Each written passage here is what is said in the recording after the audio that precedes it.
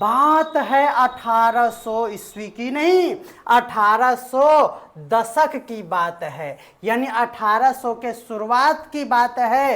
एक प्राणी हुआ करते थे, उनका नाम था जॉन डाल्टन। तो यही याद रखिए कि एक प्राणी 1800 ईस्वी में आए थे और एक प्राणी 1600 ईस्वी में भी आया था जो बर्बाद करके गया, और ये तो हमें आबाद करके आए।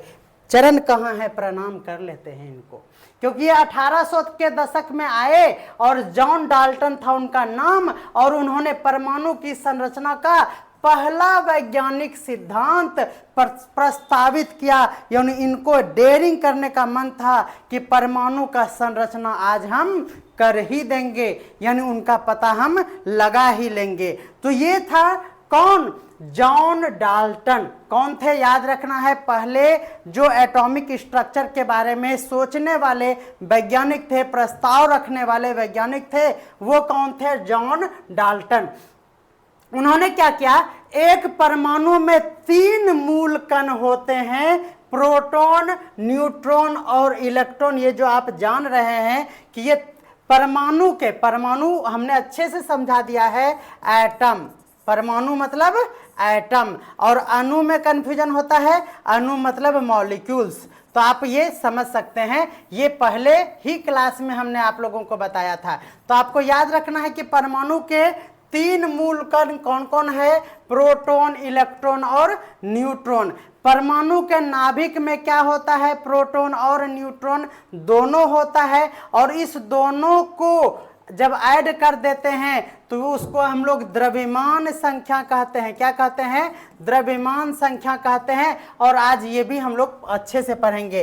प्रोटॉन जो होता है वो सकारात्मक, दैट मीन्स पॉजिटिव रूप में पाए जाते हैं, उस पर पॉजिटिव आवेश होते हैं। न्यूट्रॉन जो है उस पर कोई भी चार्ज नहीं होता है, यानी वह न्यूट्रल होता है, ना पॉजिटिव ना निगेटिव, न्यूट्रॉन। याद हो गया होगा। और उसके बाद हम लोग इलेक्ट्रॉन पे भी जानते हैं कि वह सबसे बाहरी क्षेत्र में स्थित होता है, न्यूक्लियस है, उसके चारों ओर इलेक्ट्रॉन मूव करता है, सभी जानते हैं। और उसे इलेक्ट्रॉन का कोष कहा जाता है, जिसको आप ये जानते हैं KLM। ये सब मैं गप नहीं करूंगा क्योंकि ये सभी जानते हैं, जिसको कोष यानी सेल कहते हैं। को नहीं जानत है जग में कपी। चलिए, हमने इलेक्ट्रॉन और प्रोटॉन और न्यूट्रॉन के बारे में अच्छे से पहले भी पढ़ लिया है, लेकिन अगर परमाणु संरचना में इस 3 पंडितों को अगर निमंत्रण नहीं देते तो अयोध्या के राम मंदिर जैसा होता। शंकराचार्य साहब रूठ गए, उसी तरह से यहाँ इलेक्ट्रॉन प्रोटॉन को मनाना जरूरी था। समझ में आ रहा है ना। तो मैंने इलेक्ट्रॉन साहब को बुलाया, प्रोटॉन साहब को बुलाया, और देखते हैं न्यूट्रॉन साहब आए हैं, तो न्यूट्रॉन साहब भी आ चुके हैं। सही बात है। तो चलिए अब हम लोग इलेक्ट्रॉन के बारे में फिर से जानेंगे। तो जल्दी से आप कमेंट कर दीजिए, ये एकदम ठीक नहीं है। ए साहब ये ठीक नहीं, ये एकदम बिल्कुल ठीक नहीं है। हमारे साथ रंजिता मैम जुड़ी है।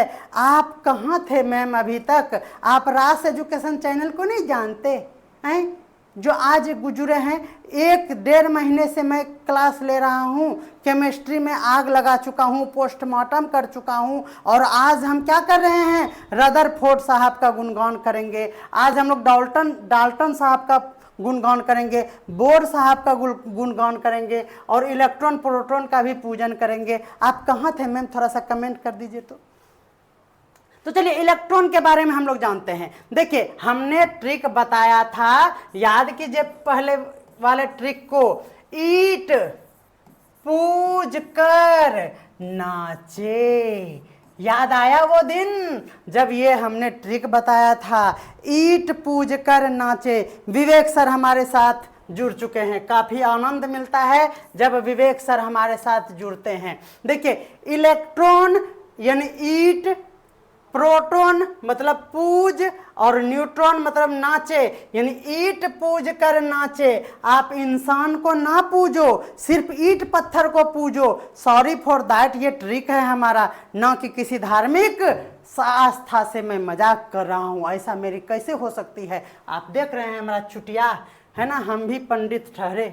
चलिए, जे थॉमसन, थॉमसन मतलब TH से होता है ना थॉमसन, तो टी हुआ, यानी ई का जो आविष्कार करने वाला है, खोज करता है, वह इलेक्ट्रॉन से ईट, यानी जे थॉमसन, टोसे थॉमसन, है ना। उन्होंने कब, तो 1897 ईस्वी में एक, अब याद ये रखना है कि कैथोड किरण का प्रयोग किया था। जी हाँ, किस किरण का प्रयोग किया था? कैथोड किरण का प्रयोग किया था, इलेक्ट्रॉन कैथोड। याद कीजिए, इलेक्ट्रॉन और कैथोड किरण का प्रयोग किया था। कैथोड प्रयोग में उन्होंने कैथोड द्वारा एनोड की ओर उत्सर्जित होने वाले, जी हाँ, कैथोड से एनोड की ओर इलेक्ट्रॉन, ECA, याद रख लीजिए, ये लाइन आप नोट कर सकते हैं डायरी में, ECA, ई से इलेक्ट्रॉन, कैथोड से एनोड की ओर उत्सर्जित होने वाले नकारात्मक, क्योंकि आप जानते हैं इलेक्ट्रॉन पे निगेटिव आवेश होता है, तो नकारात्मक आवेशित कणों का खोज उन्होंने किया। तो ECA याद रखिए, क्या याद रखिए? ECA, ECA मतलब ई से इलेक्ट्रॉन, सी से कैथोड से एनोड की ओर आपको याद रखना है, यानी बीच में है, तो आपको याद रखना है कि कैथोड किरणों का प्रयोग करके इलेक्ट्रॉन का खोज किया गया था। किसका? आप कमेंट कीजिएगा, कमेंट ये कीजिएगा कि किस किरण का प्रयोग करके इलेक्ट्रॉन का खोज हमारे जे साहब ने किया था। जे। चलिए, यह एक ऋण आवेशित इलेक्ट्रॉन है, आप जानते हैं ऋण आवेशित कण है। प्रोटॉन मतलब पूज, पू मतलब प्रोटॉन, और जी मतलब गोल्ड, जी मतलब गोल्ड स्टीन, तो याद हो गया होगा, पूज मतलब गोल्ड स्टीन और प्रोटॉन ने उसके द्वारा प्रसिद्ध एनोड किरण, याद रखिएगा ये है हमारा, और पी ने एनोड किरण का यूज किया, पहले वाले में को से और फिर ए से, याद रखना है एनोड किरण का, जिसको हम लोग केताल किरण भी कहते हैं। ध्यान रखिएगा, ये कहाँ से हिंदी आया हमको नहीं पता, के प्रयोग द्वारा परमाणु में क्या किया उन्होंने? धन आवेशित कण यानी प्रोटॉन का उन्होंने खोज किया, यानी प्रोटॉन का मतलब पॉजिटिव धन आवेशित कण होता है, आप सभी ये जानते हैं। ओके, चलिए उसके बाद ये 97 और ये है हमारा 86 का बाद। देखिए 86 में अर्नेस्ट गोल्डस्टीन ने, यही गोल्डस्टीन ने, जो ये प्रोटॉन है ना, ये ने पाया कि एक ही कक्ष में एक अलग अलग स्थिति के साथ एनोड जो है, जो सकारात्मक रूप से आवेशित कण उत्सर्जित करता है, जिसे हम लोग केनाल किरणें या फिर प्रोटॉन के रूप में जानते हैं। तो ये तो जनरल जानकारी थी। चलिए, न्यूट्रॉन मतलब नाचे, न्यूट्रॉन मतलब नाचे, चो से चैडविक, तो याद रखना है आपको, जिम्स नहीं होगा, जेम्स होगा, है ना। 1982 की बात है, जेम्स चैडविक ने एक और अपरमाणविक कण को खोज निकाला, जो आवेशित, अनावेशित और द्रव्यमान में प्रोटॉन के बराबर था। याद रखना है, अनावेशित, ये हिंदी बहुत ही टफ है ना। अनावेशित मतलब न्यूट्रल है, ये इस पे कोई भी चार्ज नहीं है, ना ही पॉजिटिव और ना ही निगेटिव। और ये याद रखना है कि इसका जो द्रव्यमान है वो प्रोटॉन के बराबर है, यानी न्यूट्रॉन का द्रव्यमान आगे आएगा, लेकिन मैं लिख देता हूं इक्वल टू प्रोटॉन का द्रव्यमान। आप सभी जानते हैं प्रोटॉन का द्रव्यमान। कोई दिक्कत है?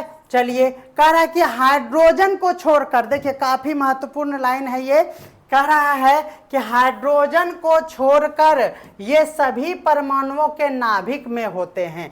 यानी ये याद रखना है कि हाइड्रोजन को छोड़कर ये सभी परमाणु यानी क्या है, ये नाभिक में होते हैं। अब हमारे पास है कि डाल्टन साहब का बात हम लोग करेंगे। किन का बात करेंगे?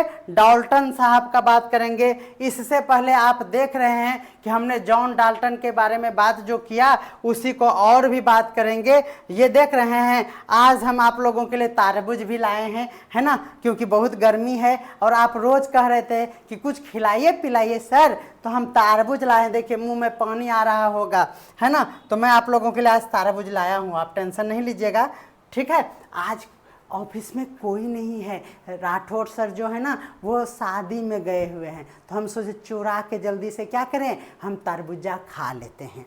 तो बोलिए कोई दिक्कत है? तो ये तरबूजा अब आप खा लेंगे जल्दी से थोड़ा देर में। तो चलिए डाल्टन साहब ने जो किया वो देखिए क्या कहा। पहला बात, ये स्टार लगा लीजिएगा, पर डाल्टन के परमाणु सिद्धांत के अनुसार क्या कहता है कि परमाणु को अविभाज्य और अविनाशी कण बताया गया।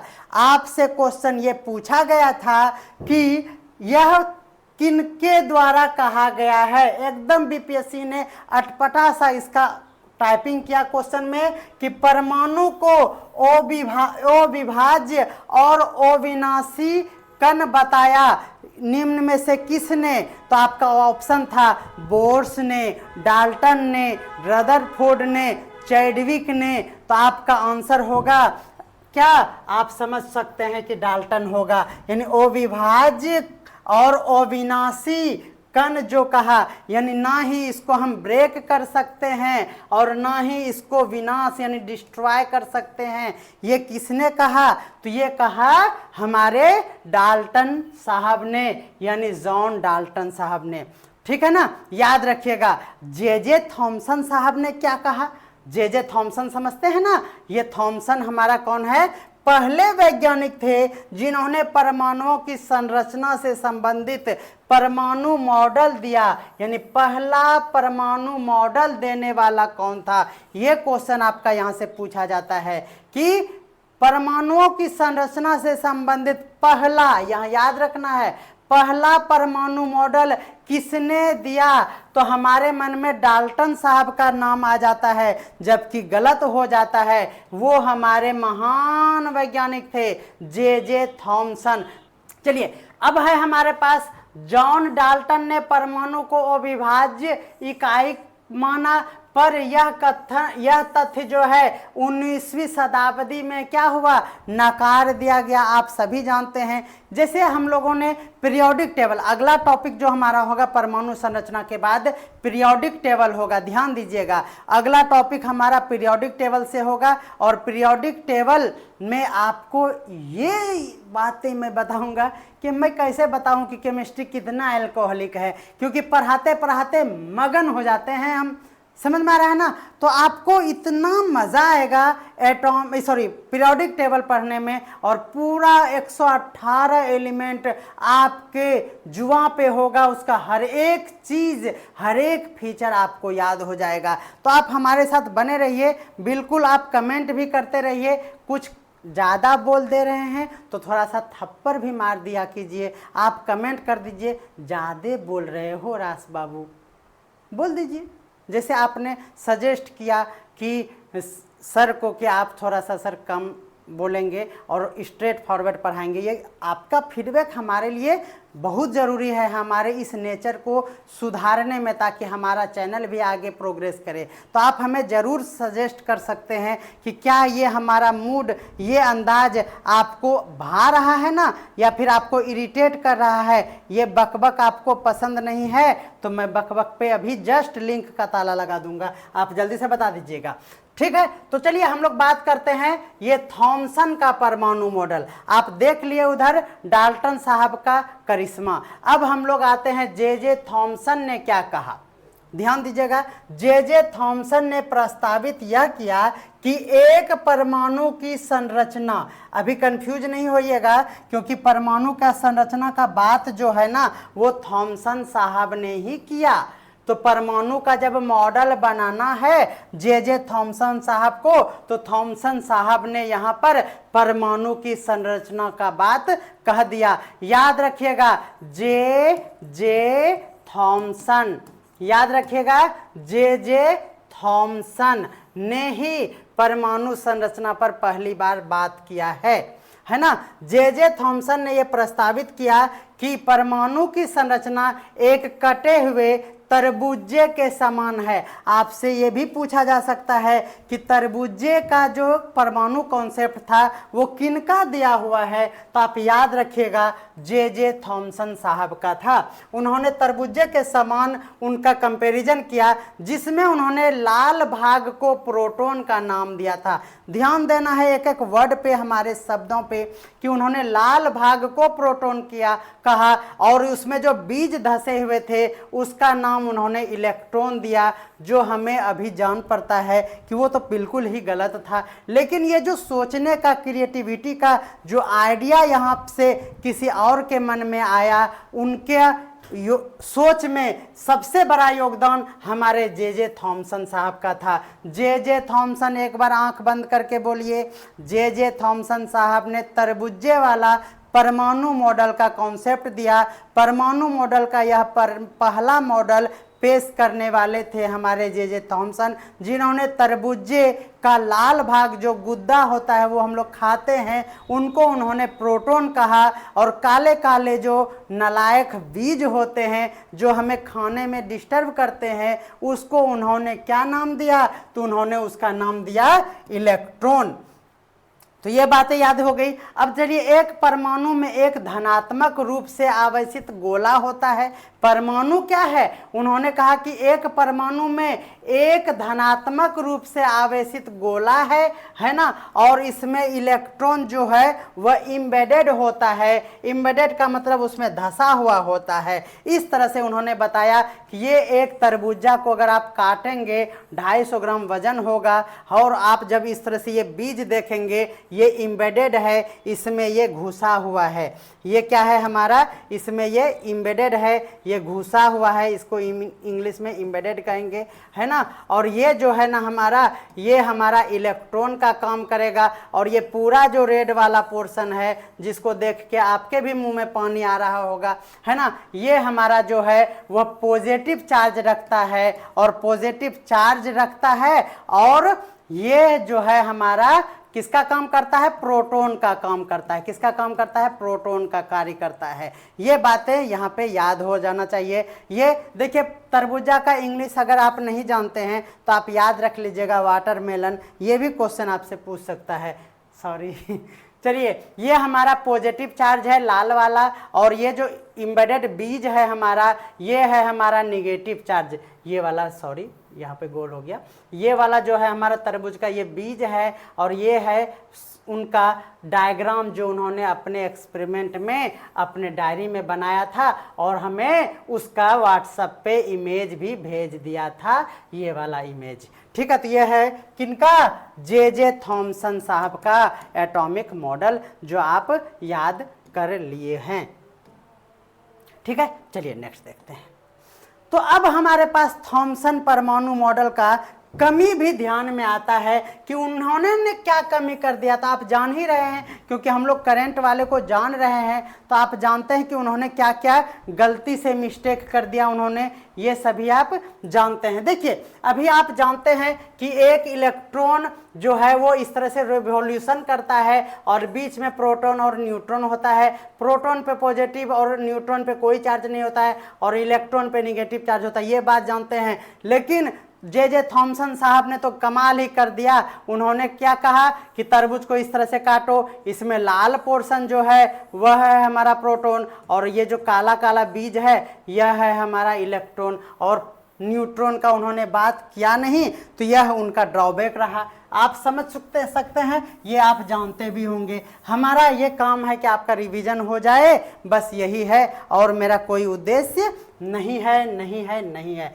यह सिद्धांत जो था थॉमसन साहब का, यह सिद्धांत भी एक परमाणु में नाभिक की स्थिति की व्याख्या करने में क्या रह गया? विफल रह गया। क्योंकि आप सभी जानते हैं कि एटॉमिक स्ट्रक्चर में हम लोगों का न्यूक्लियस ही मेन रोल प्ले करता है, और उन्होंने ये बताया ही नहीं, क्योंकि उन्होंने दो ही पोर्शन बताया कि एक है हमारा तरबूज का लाल भाग और दूसरा है बीज, लेकिन बीच में कुछ हो ये नहीं बताया। जब मैं केमिस्ट्री पर रिसर्च करूंगा तो मैं क्या कहूँगा कि देखिए, इम्बेडेड नहीं है उसमें क्या है, आपको हम बताएं? क्या है। देखिए ऐसे होगा नहीं, लेकिन थोड़ा सा दिमाग लगाते हैं। आम की बात कर लेते हैं। आम मॉडल अगर तरबूज के बदले में दे देता तो थोड़ा बहुत सक्सेस हो जाता। आम में क्या होता है, बीच में इस तरह से बीज होता है, तो ये न्यूक्लियस हो जाता और इसमें प्रोटॉन और न्यूट्रॉन होता, क्योंकि 2 पोर्शन होता है आम के गुठली में। और ये गुद्दा भले बोल देता तो तरबूज के बदले उन्होंने आम लिया होता तो थोड़ा बहुत और भी उनको सफलता मिलती, लेकिन उस समय हम थे नहीं, मेरा अवतार नहीं हुआ था, इसी चलते हम उनको बता नहीं पाए थे। बहुत दुख है। तो चलिए, परमाणु में नाभिक में जो है उन्होंने न्यूक्लियस नहीं बता पाया। ये क्वेश्चन आपसे पूछा जा सकता है कि क्या कमी था निम्न में से, तो ये पहला ऑप्शन में ये रहेगा। तो आपको याद रखना है कि नाभिक की स्थिति का पता नहीं लगा पाए थे हमारे जे थॉमसन साहब ने। नाम याद रखिएगा, जे थॉमसन साहब ने। जे थॉमसन साहब का मॉडल जो है वह पतली धातु की पन्नी द्वारा, ध्यान रखना है ये लाइन देखिए आपको नहीं मिलेगा कहीं पे, है ना, या मिलेगा तो भी आपको बहुत ज्यादा खोजना पड़ेगा।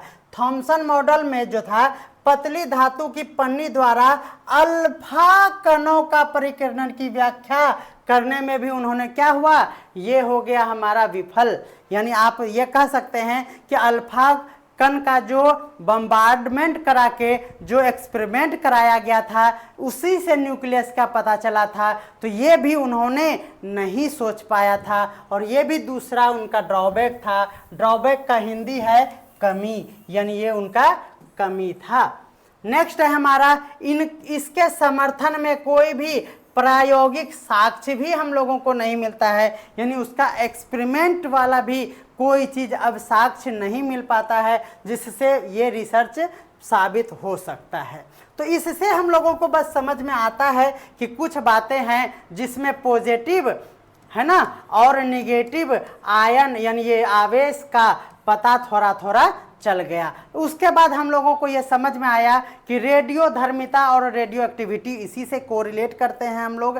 देखिए, परमाणु अस्थिरता के कारण एक परमाणु के नाभिक रेडियो धर्मिता की घटना को प्रदर्शित करता है। आपको ये याद रखना है कि ये रेडियो धर्मिता या रेडियो एक्टिविटी इंग्लिश में कहेंगे, ये है क्या, तो परमाणु की अस्थिरता के कारण एक परमाणु के नाभिक में क्या होता है, रेडियो धर्मिता की एक घटना देखने को मिलता है। वहां से हम लोगों को ये इंडिकेट मिलता है और इसी का जब स्टडी करते हैं तो हम लोग उसको रेडियो धर्मिता में हम लोग ये बातें जान पाते हैं। नाभिक का आकार बढ़ने के साथ साथ अस्थिरता का सामना करना पड़ता है। याद रखना है, ये बहुत ही इंपॉर्टेंट पॉइंट है कि जब नाभिक का आकार बढ़ेगा तो परमाणु में क्या होगा, तो उसमें अस्थिरता बढ़ जाएगी और इसकी संभावना बढ़ जाएगी। तो समझ में आ रहा है ना,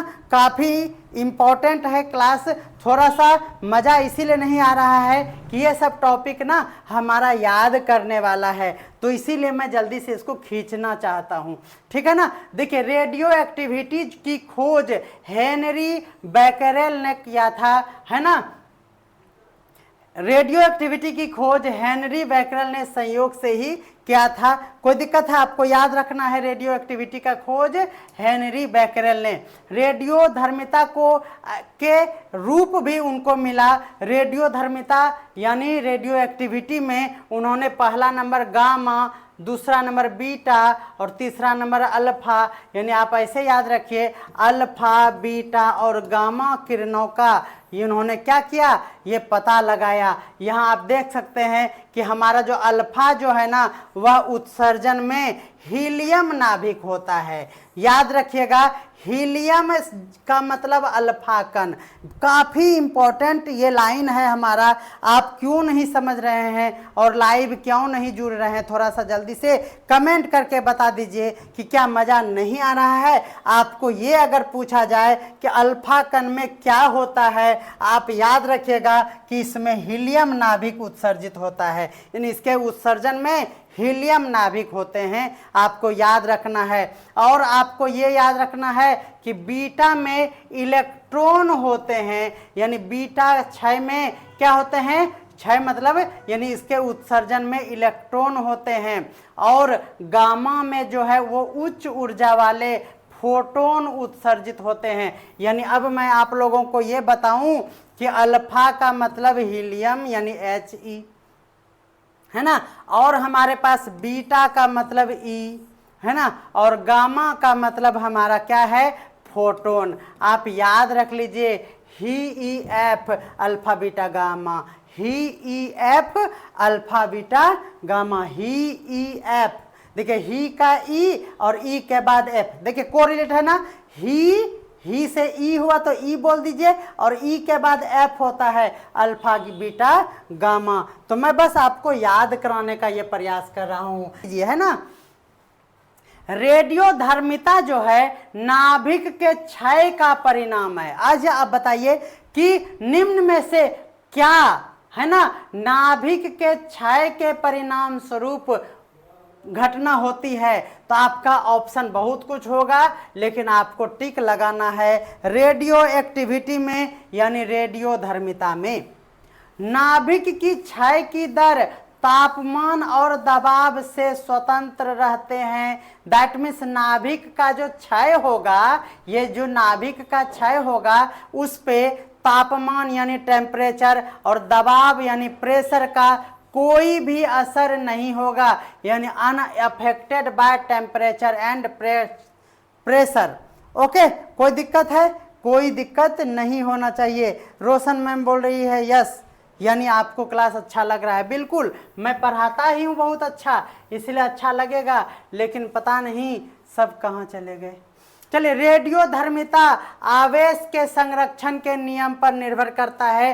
नोट किया जाए, है ना, आवेश के संरक्षण नियम पर रेडियो धर्मिता कार्य करता है। ये भी काफी महत्वपूर्ण लाइन है, याद रखना है। संतति केंद्रक के भौतिक और रासायनिक गुण मातृ केंद्रक से भिन्न होते हैं। यानी यहाँ कह सकते हैं कि रेडियो धर्मिता में जो हमारा भौतिक और रासायनिक एक्टिविटी के कारण जो हमारा वो न्यूक्लियस का डिवीजन और न्यूक्लियस से इस तरह से हम लोग अलग करते हैं केंद्रक को, तो आप जानते हैं कि ये जो पेरेंट्स न्यूक्लियस होते हैं उससे जो संतति बनता है, यानी डॉटर जो हमारा न्यूक्लियस होते हैं उससे दोनों का यानी भौतिक और रासायनिक गुण दोनों में डिफर हो जाता है, यानी उसमें अंतर पाया जाता है।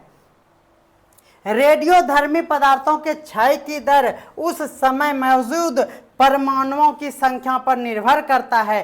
काफी बार बीपीएससी ने क्वेश्चन पूछा है कि रेडियोधर्मी पदार्थों के क्षय की दर उस समय मौजूद परमाणुओं की संख्या पर निर्भर करता है। नोट कीजिए जल्दी से, परमाणुओं की संख्या पर रेडियोधर्मी पदार्थ के क्षय की दर डिपेंड करता है, ये आपको याद रखना है। ठीक है, चलिए रेडियोधर्मिता के उपयोग की बात करें तो रेडियोधर्मिता के कुछ उपयोग इस तरह से है कि देखिए यहां है हमारे पास अमेरिशियम 241, आप इसको याद रख लीजिए। यह क्या है, एक अल्फा उत्सर्जक है, इससे अल्फा का उत्सर्जन होता है और इसका उपयोग ये देखिए अमेरिका से है, यानी संयुक्त राष्ट्र अमेरिका में इसका यूज होता है। किस लिए, तो घरेलू धूम्रपान डिटेक्टरों के लिए, यानी घर में अगर कोई धूम्रपान का यूज करते हैं तो उसका पता लगाने के लिए इसका यूज किया जाता है। अमेरिशियम 241, क्या 241 अमेरिका के नमूने द्वारा दिए गए अल्फा कण स्मोक डिटेक्टर के कक्ष में हवा को आयनित करते हैं, जिससे कक्ष में छोटा सा इफेक्ट होता है और उसी से वो डिटेक्ट कर पाता है। तो ये आपको याद रखना है। ओके, नेक्स्ट है हमारा, जब धुआं जो है कक्ष में प्रवेश करता है तो यह करंट से गिरावट के कारण बनता है, जिससे अलार्म बंद हो जाता है।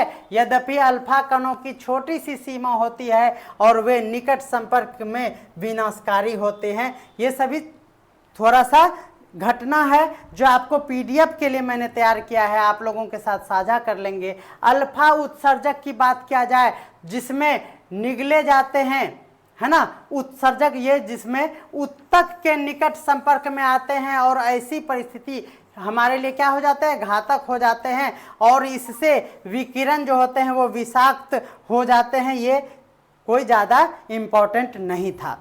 अब हमारे पास है रदरफोर्ड साहब का परमाणु मॉडल।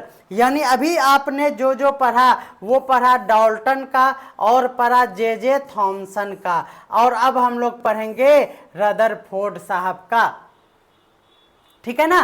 तो DTH और R यानी डाल्टन का परमाणु सिद्धांत, रदरफोर्ड का यानी ये अभी पढ़ेंगे रदरफोर्ड का, और उधर हमने जे थॉमसन निपटा दिया है, याद रखना है आपको। अब चलिए रदरफोर्ड का परमाणु मॉडल पढ़ लेते हैं। इस प्रयोग में तेज गति से चलने वाले अल्फा कणों को सोने की पट्टी वाली पन्नी पर यानी परत पर क्या क्या उन्होंने बम्बार्ड कराया, यानी हिंदी में उसको गिराया। सोने की चादर की ओर बम्बार्ड करने वाले ये अल्फा कण एक का एक बड़ा अंश जो है ना वह विक्षेप से गुजर गया। यानी आप ये कहेंगे कि ये जो है हमारा ये कण यानी बिना विक्षेप किए हुए है ना ये गुजर गया, यानी ये आर पार हो गया था। आपको पता है ना, आप देखे भी थे, ये आर पार हो गया। यानी अधिकांश कण, याद रखना है अधिकांश कण, और ये जानते भी हैं आप। इसलिए एक परमाणु में अधिकांश स्थान जो होते हैं वो खाली होते हैं। दूसरा हुआ कि कुछ अल्फा कण जो है सोने के चादर से छोटे कणों से विक्षेपित हो गया और यह अपना डायरेक्शन को मोड़ा लिया। आप जानते हैं कि इस तरह का आपने स्ट्रक्चर पढ़ा है ना, ये हो गया। और तीसरा बात जो हुआ यानी परमाणु में धनात्मक आवेश समान रूप से वितरित नहीं है, इसका पता चल पाया। और कुछ कण जो था वो अपने ही पाथ पर क्या हुआ, गया और वापस आ गया। यानी एक परमाणु में धनात्मक का बहुत ही कम आयतन ऐसा होता है जो उसके केंद्र में होते हैं, और वह अल्फा कण को क्या करता है, वापस विक्षेपित कर देता है। यानी केवल कुछ ही ऐसे कण है और जो वह 180 डिग्री पर वापस आ जाते हैं। आप यहाँ देख सकते हैं कि इधर से देखिए ये गया है ना, तो पार हो गया, आप देख रहे हैं नीचे वाला है ना, ये पॉजिटिव था, और कुछ यहाँ से जाके रिटर्न हुआ इस तरह से, और कुछ कण यहाँ पे इस तरह से क्या हुआ, ये रिटर्न हो गया, 180 डिग्री पे गया और वापस आ गया। यही है हमारा 180 डिग्री पर वो, यानी ये इधर से गया और इसी पे लौट आया है ना, तो ये 180 डिग्री पे रिटर्न हो गया। तो ये सभी जानते हैं, इसमें कोई बात है आप लोगों को बताने की जरूरत नहीं है, इसीलिए मैं थोड़ा सा स्पीड खींच दे रहा हूँ। रदरफोर्ड परमाणु के मॉडल से यह साबित हुआ कि परमाणु में एक धनावेशित केंद्र है। अब यहाँ से थोड़ा दिलचस्प बातें स्टार्ट होती है जो सत्यता की ओर बढ़ा। क्या बढ़ा कि केंद्र तो हम लोग जानते हैं, और यहाँ केंद्र का पता चला, यानी रदरफोर्ड साहब ने केंद्र का पता लगा लिया, जिससे नाभिक का नाम भी उन्होंने दे दिया। परमाणु का लगभग संपूर्ण द्रव्यमान नाभिक में भी होता है, ये भी बात उन्होंने क्लियर कर दिया था। इलेक्ट्रॉन जो है नाभिक के चारों ओर सुपरिभाषित कक्ष में चक्कर लगाते हैं। परमाणु का आकार की तुलना में नाभिक का आकार छोटा होता है। इतनी बातें उन्होंने कह पाया अपने पूरे लाइफ में, और उसके बाद उसमें बहुत सारी कमियां रह गई। वो कमी क्या था इसको भी आप समझ लीजिए। उन्होंने यह समझाया कि परमाणु में इलेक्ट्रॉन जो है वह नाभिक के चारों ओर अच्छी तरह से परिभाषित कक्ष में घूमता है, और घूमता हुआ इलेक्ट्रॉन अपना ऊर्जा का लॉस करता है और अंत में वह नाभिक में गिर जाता है। यानी उन्होंने ये हेलिक्स इस तरह से है ना, ये मूव करते हुए अपना ऊर्जा का क्षय किया, और आके बीच में क्या हुआ, नाभिक में जाके अपना जान दे दिया।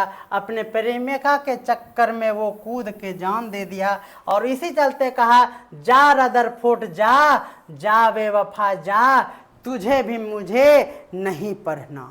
जा बेवफा जा, रदरफोर्ड का मॉडल नहीं पढ़ना। जिस तरह से परमाणु पीरियोडिक टेबल में मोसले साहब का मॉडर्न पीरियोडिक टेबल चल रहा है, उसी तरह से रदरफोर्ड साहब ने भी ख्वाब देखा था कि हमारे रास सर हमारे ही मॉडल को, रदरफोर्ड मॉडल को रो से राठौर, रो से रास और रो से रदरफोर्ड को ही मान्यता देकर पढ़ाएंगे। लेकिन मैंने रदरफोर्ड साहब को बोरे में भर के गंगा जी में विसर्जित कर दिए और आ गए हम लोग बोर्स मॉडल। कहाँ गया हमारा बोर्स मॉडल? देखिए ये बोर साहब का परमाणु मॉडल को अभी हम ढो रहे हैं, यानी हम रदरफोर्ड साहब को बोरा में भर दिए हैं। तो आपको ये अच्छे से याद हो गया होगा, ये कहानी से आपको ये भी कॉन्सेप्ट समझ में आ गया होगा कि पहले डाल्टन साहब लेना है, फिर थॉमसन लेना है, और रास सर से पढ़े तो रदरफोर्ड साहब को बोर में डाल दिए, यानी आपको बोर मॉडल आपको अंतिम में याद रखना है जो अभी चल रहा है। चल रहा है या नहीं चल रहा है देख लेते हैं हम लोग। यहाँ कह रहा है कि लेकिन ऐसा नहीं हो सकता क्योंकि परमाणु जो है वो अस्थिर होता है और पदार्थ उस रूप में मौजूद नहीं होता है जैसा कि है रदरफोर्ड साहब ने सोचा। जल्दी से एक कमेंट कर दिया जाए कि क्या क्लास अभी भी दिलचस्प है, यानी 45 मिनट का क्लास होने के बाद भी क्या आपको हमारे साथ बने रहने का मन कर रहा है? क्योंकि आज आइसोटॉप्स भी देखेंगे, है ना। तो आप हमारे साथ बने रहिए। आइसोटॉप, आइसोबार और आइसो क्या, आप कमेंट करके बताइए कि ये इंपॉर्टेंट टॉपिक काफ़ी बार क्वेश्चंस पूछे गए हैं इससे, तो याद रखना है आपको कि क्या क्या पढ़ेंगे हम लोग। और आप हमारे साथ रोज 12 बजे लाइव आइएगा, ठीक है ना। चलिए बोर्स का परमाणु मॉडल भी जल्दी से निपटाते हैं, उसके बाद हम लोग मेन टॉपिक पे आएंगे। बोर ने, ये देखिए ये पढ़ाने का मेरा उद्देश्य नहीं था और इस तरह ये, क्योंकि ये सभी जानते हैं, लेकिन अगर मैं डायरेक्ट आइसोटॉप्स आइसोबार पे आ जाते हैं ना, तो आइसोटोन पे आ जाते तो वो मज़ा नहीं आता, क्योंकि वो इसी का आगे कोरिलेट करके अच्छा वाला पोर्शन है, इसीलिए आप इसको भी ध्यान से रखें। बोर ने रदरफोर्ड मॉडल द्वारा उठाई गई जो आपत्तियां थी उसको उन्होंने दूर किया और उन्होंने एक मॉडल तैयार किया। एक परमाणु इलेक्ट्रॉन की परिक्रमा करने और परमाणु की बाहरी संरचना बनाने के लिए एक असतत मात्रा में एक ऑर्बिटल्स का उन्होंने अनुमान लगाया, अनुमति दे दिया, यानी उन्होंने ऑर्बिटल्स, ये जो हमारा KLMN है ना, इसका उन्होंने कॉन्सेप्ट दिया। परिक्रमा करते समय नकारात्मक आवेशित कण को उन्होंने ऊर्जा स्तरों पर, ऊर्जा में जो उनका खोने का कैपेसिटी था, उन्होंने कहा कि इन कक्षाओं में ऊर्जा का स्तर जो है ना वह ऊर्जा नहीं खोता है। और रदरफोर्ड साहब ने कहा था कि ऊर्जा का क्षय हो जाता है, इसीलिए वह न्यूक्लियस में जान दे देता है। लेकिन इन्होंने कहा कि ऐसा कुछ नहीं होता है, वह ऊर्जा का नुकसान नहीं करता है और वह उसी कक्षा में मूव करते रहता है। तो यही अंतर था हमारा। जब इलेक्ट्रॉन एक ऊर्जा कोष से अगर दूसरे ऊर्जा कोष में वो जाता है, इसके परिणाम स्वरूप उसमें परिवर्तन होता है, ये बातें उन्होंने मानी। तो उन्होंने बात किया कि इलेक्ट्रॉन, प्रोटॉन और न्यूट्रॉन से क्या क्या हम जान सकते हैं। तो उन्होंने उस परमाणु मॉडल में, जो बोर्स का परमाणु मॉडल था, उसमें उन्होंने इसी तीनों से एक नए टर्म का आविष्कार किया, यानी उन्होंने ये टर्म का प्रतिपादन किया जिसे उन्होंने परमाणु संख्या कहा। तो परमाणु संख्या क्या है? आप जानते हैं कि किसी भी परमाणु के नाभिक में क्या होते हैं? प्रोटॉन और न्यूट्रॉन होते हैं। तो परमाणु के नाभिक में पाए जाने वाले सिर्फ और सिर्फ प्रोटॉन की संख्या को ही परमाणु संख्या कहा जाता है। याद रखना है, परमाणु संख्या का इंग्लिश होगा एटॉमिक नंबर। क्या होगा? एटॉमिक नंबर, और उसको डिनोट करते हैं Z से। यानी याद रखना है कि नाभिक में, परमाणु के नाभिक में प्रोटॉन की संख्या, ध्यान देना है, प्रोटॉन की संख्या यानी number of protons equal to atomic number. Number of proton equal to atomic number. आप पहला बात डायरी में जल्दी से नोट कर लीजिए, और ये तो जानते ही होंगे, हम नोट करने भी क्या कह देते हैं हमारे इतने क्या कहते हैं विद्वान शिक्षक साथी हमारे साथ जुड़े हुए हैं, देख रहे हैं, यही काफ़ी है। क्या मुंह फाड़ रहा है तुम रासबिहारी, हट। चलो यहाँ देखो, परमाणु के नाभिक में पाए जाने वाले प्रोटॉन की संख्या को परमाणु संख्या कहते हैं। कोई कंफ्यूजन रह जाए तो आपको याद रखना है कि Z जो होता है ना, वह क्या होता है, नंबर ऑफ P होता है, यानी प्रोटॉन की संख्या ही Z होता है। आप इतना सा तो नोट कर सकते हैं, ठीक है। एक परमाणु के नाभिक में प्रोटॉन की कुल संख्या हमें उस परमाणु की परमाणु संख्या देती है। ये फिर वही बात हुआ, किसी विशेष तत्व के सभी परमाणुएं समान रूप से प्रोटॉन होते हैं, इसीलिए परमाणु संख्या जो है ना वह सबका फिक्स होता है, नहीं बदलता है। परमाणु संख्या की बात अगर आई है तो आपको सभी का परमाणु संख्या याद होना चाहिए, क्योंकि शिक्षक साथी को सभी परमाणु संख्या डिक्टो याद होनी चाहिए और आपको याद भी होगा, इसीलिए उस बातों पे नहीं जाएंगे। जैसे आपको याद रखना है Na का 11 क्यों होता है, क्योंकि हमारे नाना जी ने बोला जाके बेटा मंदिर में 11 रुपया दान कर दो, क्योंकि नाना जी अब ऊपर जाने वाले थे।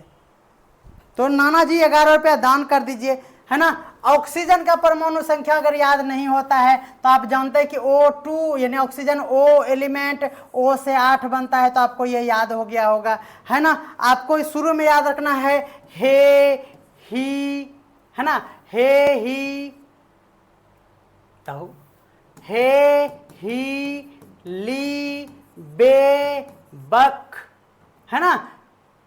तो आपको ये याद रखना है हे ही ली बे बक नो फिन नाम गलसिप, है ना। ये वाला ट्रिक तो आपको याद ही होगा, है ना। अगर आपको इसमें याद नहीं है तो आप घबराइए नहीं, जब हम लोग पीरियोडिक टेबल पढ़ने लगेंगे तो वहाँ पे हम आपको ये परमाणु संख्या भी रटवा देंगे, और वो भी 118 परमाणु संख्या डायरेक्ट आपको याद होगा, और आप किसी को याद भी करा पाएंगे, क्योंकि आप जानते हैं कि हमारे पास ट्रिक तो लाजवाब है ना, डिपेंडेंट ट्रिक नहीं है।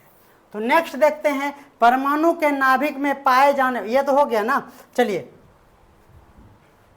आगे देखते हैं, कह रहा है कि परमाणु संख्या, परमाणु के नाभिक में प्रोटॉन की संख्या। अब यहाँ पे थोड़ा सा और भी एक इंटरेस्टिंग बात था, परमाणु में प्रोटॉन की संख्या हो, पहला बात ध्यान दीजिएगा, बहुत बढ़िया बहुत बढ़िया। थोड़ा सा कमेंट कर दीजिए कि क्या क्लास ठीक चल रहा है ना, क्या आवाज में कोई प्रॉब्लम नहीं है ना।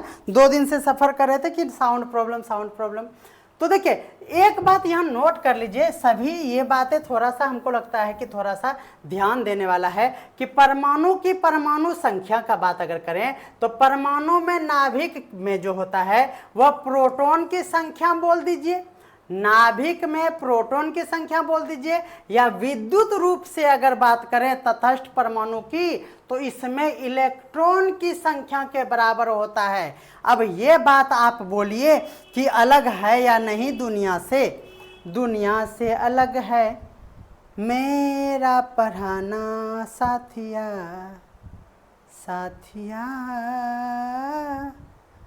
तेरे पढ़ाई में डूबी तू भी मैं भी रे। क्या बात है, कमाल हो गया, धूप में भी आज मुकन लाल हो गया। चलिए तो आपको ये याद रखना है कि परमाणु में जो है, परमाणु के नाभिक में प्रोटॉन की संख्या या फिर विद्युत रूप से अगर उसका मुंह झरक गया है तब आप उसको इलेक्ट्रॉन की संख्या के बराबर मानिएगा। कोई दिक्कत है?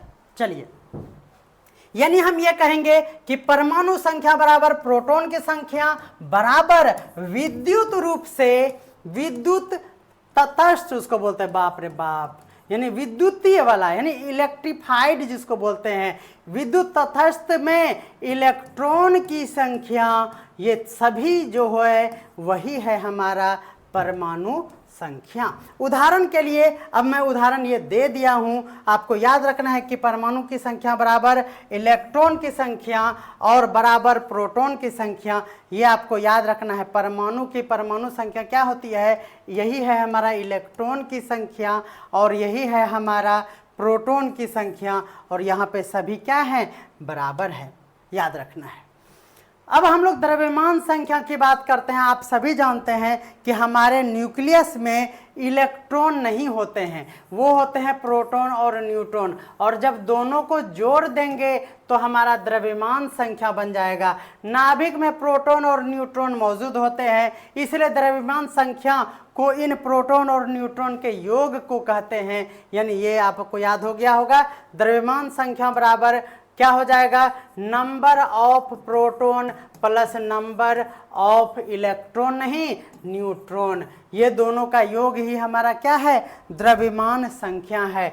द्रव्यमान संख्या से जुड़े हुए कुछ पॉइंट है जो नोट कर लीजिए, है ना। प्रोटॉन और न्यूट्रॉन की संख्या मिलकर ही हमें परमाणु द्रव्यमान मिलता है। प्रोटॉन न्यूट्रॉन दोनों एक परमाणु के नाभिक में होते हैं, जो हमने अभी जस्ट बता दिया, और उसका कंबाइंड नाम क्या कहलाता है, न्यूक्लियॉन कहलाता है। आप याद रखिएगा, प्रोटॉन और न्यूट्रॉन को मिलाकर एक नाम देंगे, वो है हमारा न्यूक्लियॉन।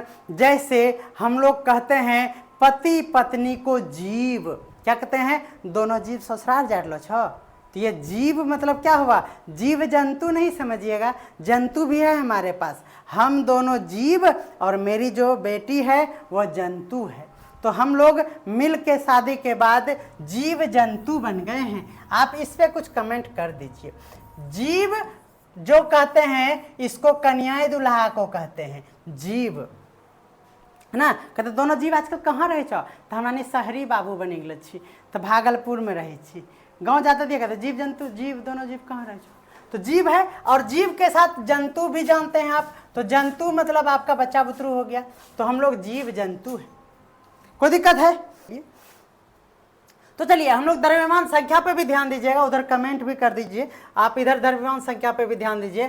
कह रहा कि द्रव्यमान संख्या के बारे में हम लोग इतना बात कर लिए। प्रोटॉन और न्यूट्रॉन की संख्या को हम लोग एक नया नाम दिए, वो है हमारा दोनों को कंबाइंड नाम, और वो है हमारा न्यूक्लियॉन, याद रखिएगा। इलेक्ट्रॉन का भार लगभग नगण्य होता है, ध्यान रखना है, इलेक्ट्रॉन पे कोई भार यानी उसका द्रव्यमान लगभग नगण्य होता है। इस प्रकार परमाणु का जो है परमाणु द्रव्यमान इसकी द्रव्यमान संख्या के लगभग समान होता है, क्योंकि लगभग नगण्य होने के कारण द्रव्यमान संख्या एक नहीं रह पाता है, थोड़ा बहुत वेरिएशन द्रव्यमान संख्या में हम लोग देखते हैं। जबकि तत्व में सभी परमाणु में प्रोटॉन की संख्या समान होती है, न्यूट्रॉन की संख्या अलग अलग होती है। इस प्रकार हम कहते हैं कि द्रव्यमान संख्या जो है वह भिन्न हो जाती है। और ऐसा अगर होता है कि एक ही तत्व के परमाणु संख्या भिन्न हो, नोट किया जाए यहाँ पे कि अगर एक ही तत्व के परमाणु संख्या क्या हो, भिन्न भिन्न हो, तो और द्रव्यमान संख्या जो हो वह समान हो जाए, एक ही तत्व के परमाणुओं की भिन्न भिन्न द्रव्यमान संख्या हो जाए। यहाँ थोड़ा सा लैंग्वेज अलग था, देखिए यहाँ पे लिख दिया है ना डायरेक्ट आप लोगों को, है ना। जब कभी एक ही तत्व के परमाणुओं की भिन्न भिन्न द्रव्यमान संख्या हो तो उसे समस्थानिक कहते हैं, यानी आइसोटॉप्स कहते हैं। अब देखिए क्लास थोड़ा 1 घंटे का लगभग हो गया है मैम, है ना, और मुझे लगता है कि ये आइसोटॉप्स जो है ना एक नया टॉपिक यहाँ से स्टार्ट होगा, जिसको हिंदी में समस्थानिक कहेंगे। और हमारे पास आप कंटेंट देख लीजिए ताकि आपको कल के क्लास में जुड़ने में मज़ा आएगा। आइसोबार यानी संभारिक के बारे में हम लोग पढ़ेंगे, उसके बाद हम लोग प्रोटियम, ड्यूटेरियम, है ना, बहुत सारा, इसके बाद और भी बहुत कुछ है हमारे पास। तो आपको आइसोटॉप्स, आइसोबार के बारे में अब कल डिस्कस करेंगे, और उसके साथ और भी बहुत कुछ कंटेंट को हम ऐड करेंगे। तो आज के लिए इतना ही छोड़ेंगे।